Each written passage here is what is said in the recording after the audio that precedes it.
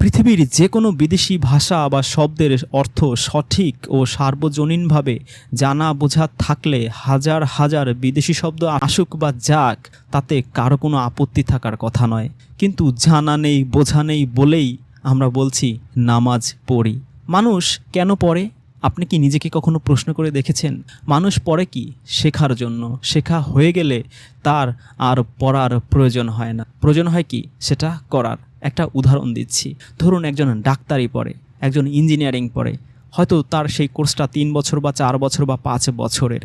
তো সে একটা মানুষ, সে 4 বা 5 বছর ডাক্তারি পড়লো। সে কি সারা জীবন ডাক্তারি পড়তেই থাকবে মেডিকেল ইউনিভার্সিটিতে বা ইঞ্জিনিয়ারিং কলেজে? না, সে 4 বা 5 বছর পড়বে। শেখা হয়ে গেলে তারপর সারা জীবন, বাকি জীবন সেই এই লব্ধ জ্ঞান প্রয়োগ করবে। সুতরাং আমরা বুঝলাম যে মানুষ পড়ে শেখার জন্য। শেখা হয়ে গেলে পড়ার আর প্রয়োজন হয় না।